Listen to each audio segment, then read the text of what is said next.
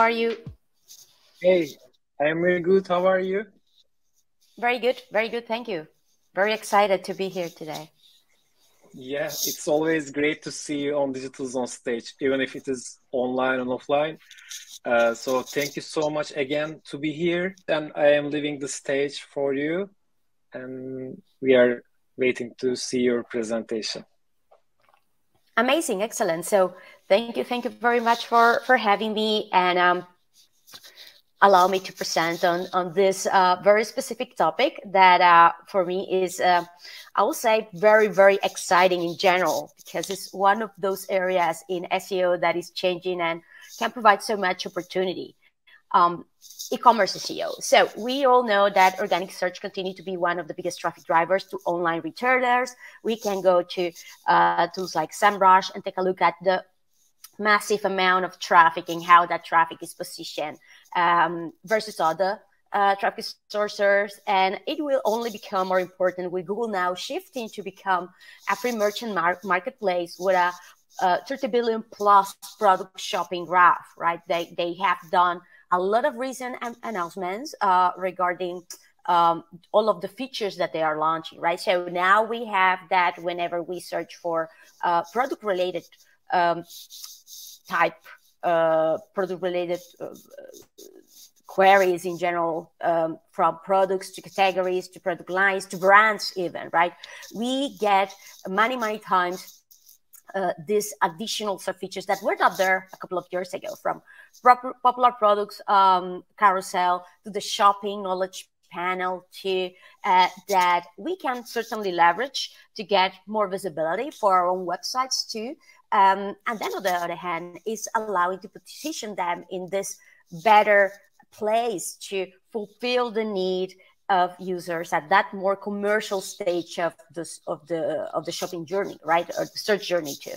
So we have that now. They have even introduced a new shopping experience with the shop term becoming much more transactional, with a lot of visual type of features too, and all this while CMSs like Shopify or also WooCommerce with WordPress are in a much better position to facilitate to the websites to integrate with shopping, like Google Merchant Feeds, providing all these additional shopping related features. Google has allowed so many more CMSs now, and facilitated CMSs to integrate with this. And then also these CMSs independently have started to allow many more SEO related configurations that they didn't in the past. So for example, a year ago, Shopify started to allow, for example, users to edit the robots.txt, even if it's something that for us is so simple and basic and straightforward. They didn't before, right? So now we have all of these opportunities, these functionalities on one hand, this flexibility on the others. So what can go wrong, right? Like all win-win type of scenarios. But the reality is that e-commerce SEO is also one of those harder SEO areas, I would say, or type of websites. It's more challenging to achieve goals.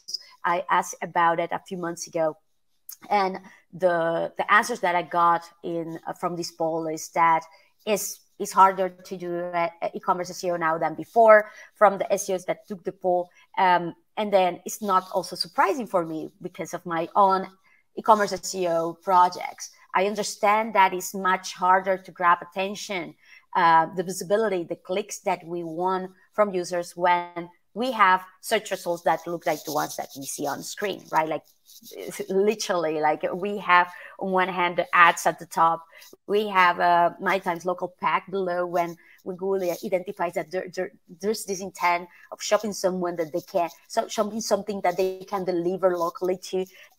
So what do we do? How do we stand here? How we maximize the visibility and opportunities while having this challenge? Also, the other challenge that Google is becoming more and more sophisticated, and they require a much better search experience and quality to rank. We know how many of the recent core updates have been in some ways not only targeting generic websites or generic spam, but some of these are focused on product-related websites, like product reviews update, for example. Helpful content update also has impacted a few websites that marketplaces deliver, and were able to attract massive amount of traffic, but didn't take the additional steps, let's say, to ensure that this content was, let's say, like qualitative enough, and the quality of this content will allow this content to continue to connect with and satisfy the need of the user when there were higher requirements for expertise, authoritativeness, trustworthiness, quality in general, right? What is the level of sophistication of that? Then, of course, the e-commerce sites' natures per se also make them a little bit more challenging to optimize, because we know that they have a high number of pages due to a massive number of products, many times the same product information across all the websites, complex categorization, dynamic inventory. Because of all of this, in e-commerce websites, many times we are stuck at fixing rather than improving or building, which is how we achieve results and success at the end of the day, right? So we know that e-commerce SEO is then full of opportunities, but also a lot of challenges. So today I want to share 3 insights, 3 actions that I hope that are useful for you to start changing this, to start leveraging the opportunities, tackling the challenges in a way that is a little bit more strategical, so it's cost effective and it's feasible for you too. So the first thing is to look more at the SERPs, opportunities, intent, demand, to identify those, let's say, gaps that still exist of the opportunities that Google can provide versus what you already have with your content structure, your content efforts, to maximize your visibility through the full search journey. And this is important, not only transactional or commercial ones. So many online stores focus on commercial and transactional queries, but industry leaders establish their authority ranking across the full search journey. So we have here how websites like ASOS, even if it is an online store that is very well known worldwide, take a look at how many informational, navigational queries they are ranking for, not only for commercial transactions, right? In fact, we can see how higher number of traffic is coming from those queries that are identified to be informational. This has been also highlighted in many researches that have been done recently. So, for example, Systrix have found that retail websites don't have the knowledge, unfortunately, or not providing resources that allow users to make better decisions, reviews many times of products, and third-party websites, publication many times are taking these clicks. So it's detrimental at the end of the day. This doesn't allow e-commerce websites to establish their authority, but we have that long-standing authorities in the sector like Right does this with their Learn section, establishing authority while attracting top of the funnel traffic for popular topics with useful complementary guides that answer common questions while attracting backlinks too. A lot of websites or owners of e-commerce websites think that is a little bit of a waste to invest on content that is informational and not transactional or commercial. If you want value that is very much transactional or commercial on a very transactional oriented website like e-commerce ones, right? But the reality is that you need to connect through the full search journey to establish authority. You cannot think that you will attract only the click of the user, the trust of the user at the purchase level if you haven't established yourself at the awareness stage with informational content, right? SERPs are also becoming much more blended than before. Informational product SERPs are now also featuring PLPs and PDPs, listings, product detail pages. Stop assuming there's no value in them. So best black winter boots for women, not only guys, but we have also their PLPs and PDPs with the organic product carousels too. Guides are also now ranked for buy terms too. Stop only focusing on optimizing PLPs and PDPs for them. So whatever you think, oh, it's purely transactional, purely commercial, these days are gone. Buy white jeans. Take a look at how many guys are ranking for these queries. Buy women leather jacket. Take a look at how many guys are also ranking for these others. So even if you're not investing in content across all of the search journey, and only in commercial right now? Like, are you optimizing to maximize the visibility and the click-through rate through all these additional sub features, right? So we have how many very well-known websites, when they're ranking the top position as right at the top here, like they have 0 search features shown, and very likely not positive to attract, maximize that position that they have, versus the players below that are showing these images along with their listings, in most cases here, in some others along with product pages. So it's time to look at the SERPs to reassess what you target and how you do it to maximize your traffic, to expand the target, to create content that satisfy in each type of intent, so not only commercial one or transactional one, and leverage search features, optimizing content not only with structured data or the merchant feeds, but also with the structure of the content to facilitate Google to enable, to feature, to maximize the visibility of the content within these pages. So in order to do so, I highly recommend to identify relevant queries to better target with guides by detecting informational sites or ranking you for top terms in search results. Then, on the other hand, you can identify keyword gap versus these sites to see which are the relevant high search volume queries that you're not targeting, to assess for guides too. Take a look at the top traffic pages within the publication shop sections to assess further topics opportunities that might be worth it for you to target. And if you need further inspiration for topics and decide to take a look at Sistrix's best performing retail sites, content hubs, and you can see there how many very, very well-known players are establishing this type of websites and this type of content within those websites. Check the type of rank pages and intent in bulk to see the need to further optimize PLPs and PDPs for them. You can do this with SEMrush listings too. And you will see that many PLPs only feature links to products without any descriptive text, making it hard to rank too. So start by featuring as many products per page as viable for you without hurting the UX. You can do A/B tests for this with longer descriptions to show more relevant content pages, to minimizing like this unnecessary paginations, for product FAQs, Q&As to facts, integrate them within category facets pages to support sales too, as you can see on screen. This doesn't need to be content that you should feature only below product listings and that's it. They can deliver value. They can connect with the needs of the user and support the sale at that stage of the journey. Blend with the product listing designs to make them visible and helpful to users rather than hiding them at the bottom. Establish patterns to generate content and scale, leveraging content automation tools to help writers, not to develop it in autopilot, of course, but to leverage them to support the writers' efforts to advance much faster. Monitor the targeted query SERPs to assess visibility opportunities and SERP features you're not yet leveraging. So, for example, I love using advanced web ranking that shows pixel position, so the impact of those results above the fold.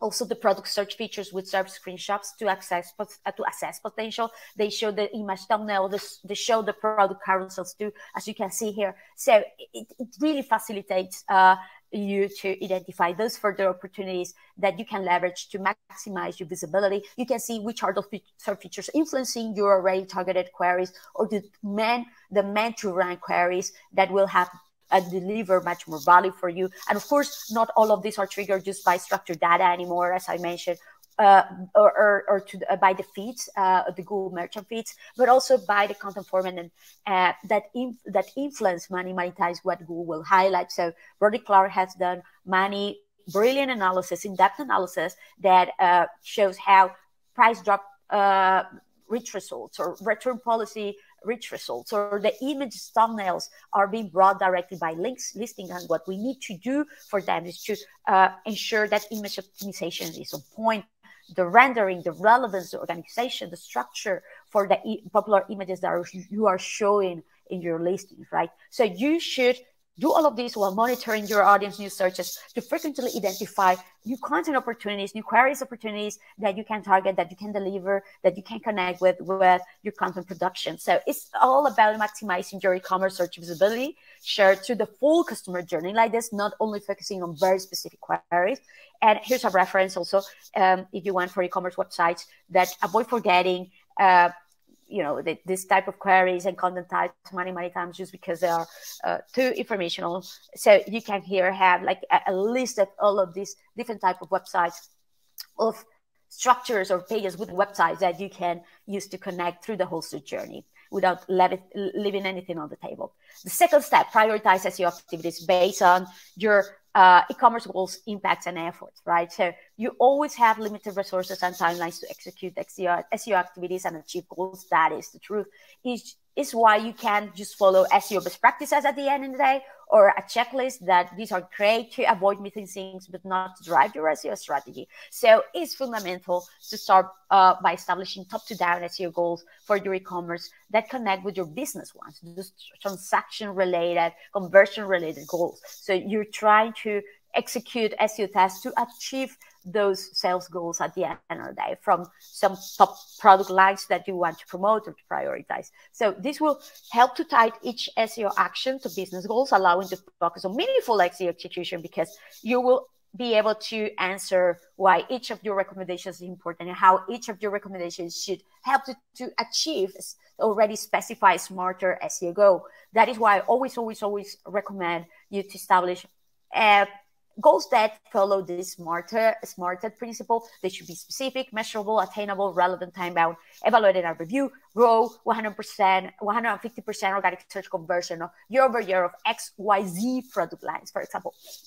And then you can run forecasts to establish different SEO result scenarios showing the impact of revenue. You can use tools like the Advanced Web Rankings, the Forecast Forge. There are many templates out there that are free that allow you to run forecasts now, while seeing how much it will cost to bring those visits with paid search ads and results also if nothing is done. And yeah, again, here you have a few resources that are paid or free that you can use, that you can leverage. So there's no excuse anymore to not run this different type of forecasting scenarios that will allow you to see what are the different type of outcomes depending if something is at the end of the day executed or not. And then prioritize your SEO activities accordingly with higher impact, lower efforts type of activities to achieve your goals being brought further.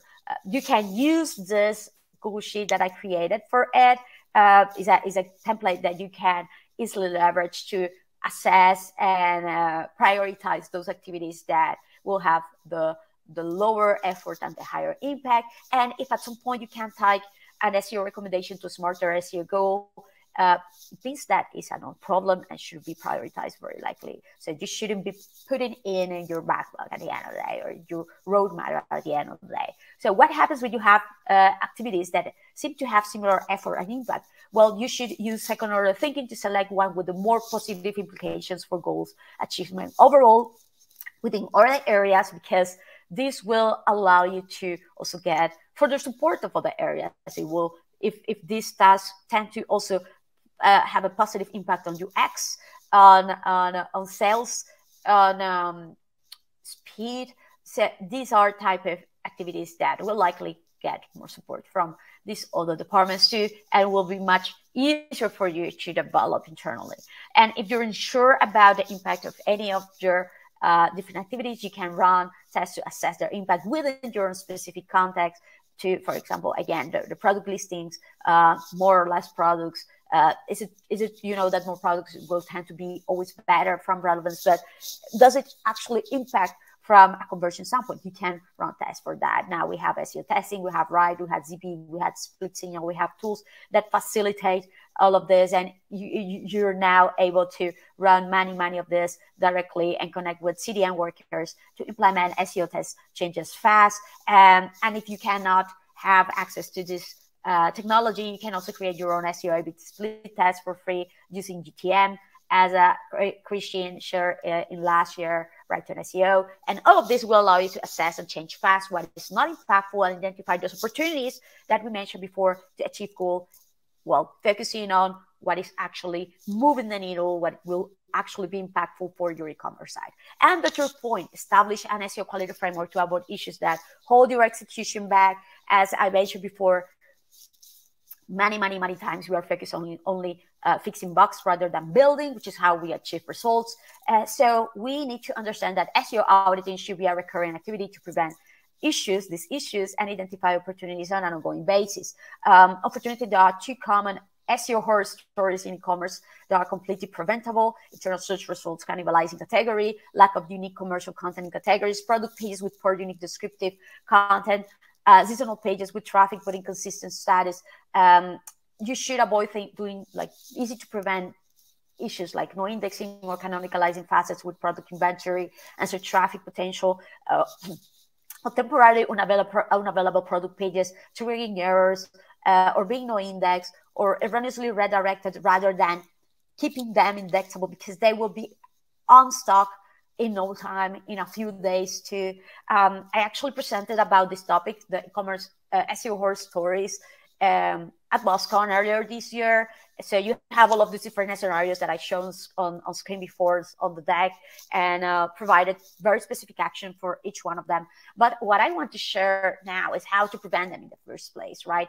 SEO recommendations shouldn't be a one-time thing, and this is why SEO recommendation, SEO auditing should be a one-time type of activity, but should set the base of an SEO quality assurance framework that is an ongoing process, that is measuring all the time, that prevents also rather than only catch issues fast, right? So SEO recommendations should establish the base of an SEO quality assurance framework that should include education to prevent SEO mistake validation, to avoid launching SEO errors, and monitoring to catch SEO incidents fast, right? So a base of SEO education across teams is fundamental to establish understanding on one hand. So, for example, doing training with your teams after you deliver the SEO recommendation, while you deliver the SEO recommendations, so you show the importance of the actions, creating and clarifying any doubts around them, creating a company SEO wiki with content and tech SEO best practices that you can easily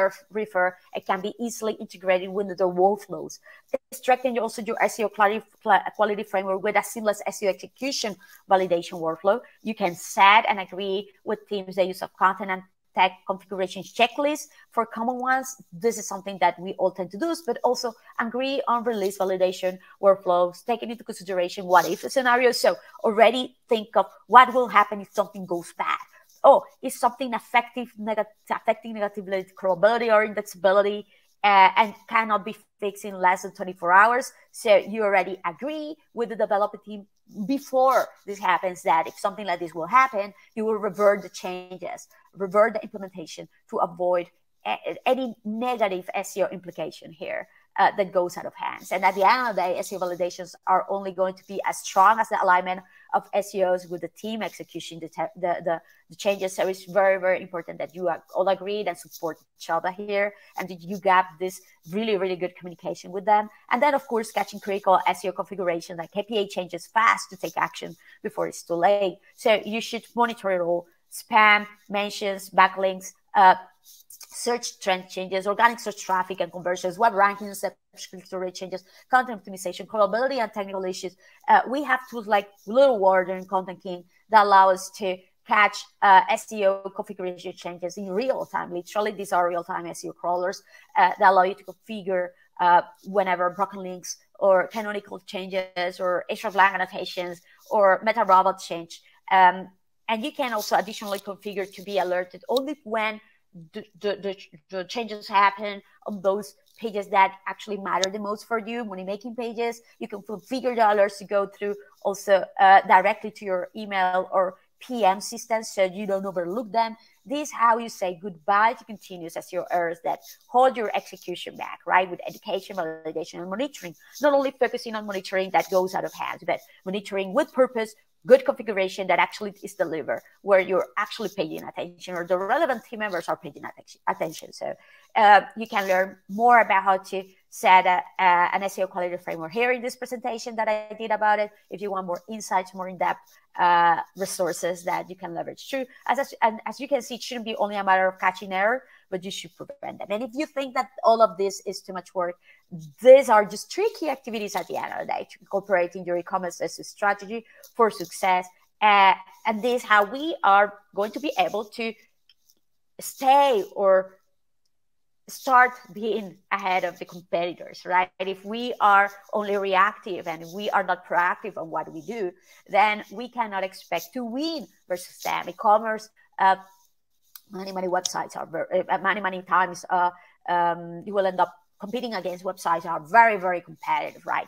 And this makes it all worthy, achievable with consistent and error-free execution of what actually matters at the end of the day. So it's all about cost effectiveness, it's all about revenue, and ultimately SEO ROI. And this is what matters, even if you need to get a little bit out of your typical SEO activities, be a little bit of more proactive, and establish all of these additional frameworks to identify opportunities of what there is out there in the e-commerce market to provide you ways to win and achieve results. Thank you very much. I hope that these are useful, and well, more than happy to answer any question if you have any. Hey, Aleida. It was very great to watch it actually, and every year I really like your presentations since it's not only informative but also I mean all the graphics and all the stuff just help us to understand the main topic very well. And thank you for that actually. You just I think did an amazing presentation. So there are some questions to you. Some of them are written here. Some of them are written to me in direct message. So I think you can see Ozan's question right now, right? I can just ask it to you. What are your ideas about the relationship between SEO and e-commerce conversion rate? Should increasing conversion rate be one of the primary goals of SEO? Increasing conversion rate maybe is not necessarily one of the primary goals of SEOs, but increasing conversions in general and revenue in general and growth in general. The conversion rate is a little bit more, has a little bit more to do with conversion rate optimization at the end of the day, right? How you, because it can be improved without even changing any of the content or any SEO related configuration. So increasing conversion, yes. Increasing revenue, yes. The conversion rate per se has more to do with conversion rate optimization, though. However, I do believe that there's a ton of value of having not maybe as a primary goal, but as one of those KPIs that we should keep attention, pay attention to, and keep in mind to work with conversion rate optimizers or UX people. If there are no conversion rate optimizers in the progress, definitely with people handling in general the revenue optimization or the UX people, because there will be value there. We can definitely deliver value, and we can provide hypotheses and ideas to test to improve the conversion rate optimization. So yes, I think that we should pay attention, because at the end of the day, what we want is to deliver and maximize the revenue and the results for the company. Although might not necessarily be that core area or main area that we can influence, we should influence, because many times we can improve it while not even having to do anything with SEOs, right? So yeah, excellent to pay attention. We can deliver value there too. Not necessarily the primary goal of SEO. Yeah, great answer. Thank you.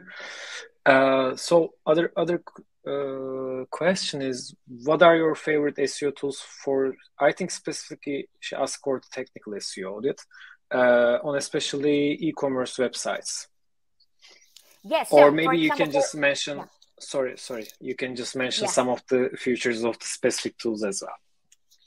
100%. So this, I was going to mention, as an SEO crawler, I love using SEO crawlers that allow me to easily identify structured data, for especially when I am working with e-commerce websites, for example, with like a product related structured data configuration or FAQ configuration from a technical troubleshooting and analysis. For example, tools like Sitebolt, tools like Screaming Frog, Bodify, most of the SEO crawlers nowadays integrate and allow you to identify structured data implementation for any type of content, but also relevant to products too, product related ones.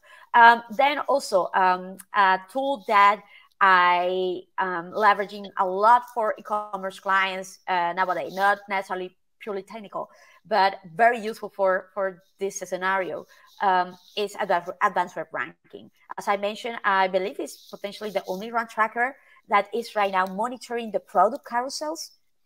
And unfortunately, Google is providing in the Google Search Console. I don't know if people is aware. In the Google Search Console, Google is true that they are providing the product organic visibility, but not the one. They don't necessarily specify the one of the carousel, right? The one that they think that they provided the features enhancement are what the ones that they provide along with an organic result, not independently, right? Not with the carousel. So the carousel that takes information from the merchant center with the merchant feeds, and also structured data now, and more with structured data. And in many, many cases, I don't know if you have seen, but it's not only a single carousel now, but a pack of literally 3 or 4 rows of product listings can provide a massive, let's say, leverage for us from a traffic standpoint for our product detail pages. So I will say that monitoring them, paying attention to them, seeing where there are opportunities and where we are not included and why, troubleshooting those pages, double checking those pages, taking a look at what those pages, product detail pages of our competitors that are featuring the top results are doing and we are not. There's huge opportunity there. So I will highly, highly recommend that you start whether using a run tracker that allows you to monitor these features, or take a look at advanced web ranking, because it's a tool that I believe that can provide tons of insights with these functionalities that they provide. Some of the people from our team also just recognize that our glasses are very similar. So I think this is a new fashion in SEO industry. So our glasses, I think there is no more question, Aleida. If there are another question, maybe people can just type it on Twitter. So we really want to thank you a lot. I mean, the presentation was very great, and for your time, it's the most important thing. Thank you so much for your time. I think we have just one last question, by the way. Samet just asked it. I can read it for you. Hi, Aleida. Should pros and cons schema be used on product details pages? Yeah, well, the pros and cons, as far as I understand, are part of the reviews type of product structured data, right? So what we need to take care of, this is something that I see again and again, is that we want to maximize them and use any schema in any type of website, right? So I had a client that literally had the product structured data in listings where they should have implemented only in particularly the product detail pages, right? And then also I see a lot of product reviews pages that are focused only in informational type of reviews. They don't actually sell the products directly to use the pros and cons. So it depends of where it makes Google actually has specified that the pros and cons can be implemented. Oh, actually, I'm seeing the pros and cons. Sorry, I thought that it was only in the withstanding product reviews, but I see that the A-type person, positive enough item list. So yes, it seems that you can provide this on only editorial review pages are electable. So Google actually specifies this very well, but why people don't read? I wanted to double check just to ensure that I was not saying something that Google hasn't actually clarified, but it is here. If you go, and I'm more than happy to share the link here. If you go to the announcement, you will see that literally Google currently only editorial product review pages are eligible for the pros and cons enhancement in search, not merchant product pages, not customer product reviews. So go and take a look at if the type of if your website has this type of content and you're leveraging already product review and you have product review pages, And if you already have them, then follow along with Google recommendations, but don't try to implement them in other ones, because otherwise, at the end of the day, they will end up generating conflict. Sometimes it doesn't generate errors per se, but yes, it goes against the editorial best practices. And well, you might end up running into issues later on, right? So yes, but all of this is very well documented here. Also, it's documented in which available languages to.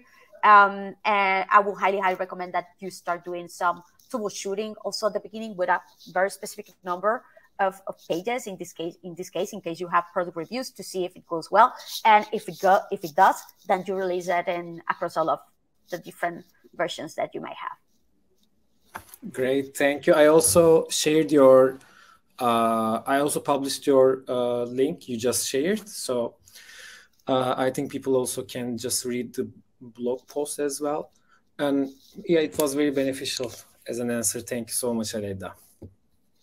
No, thank you very much for the opportunity. It was amazing to be able to share with you today.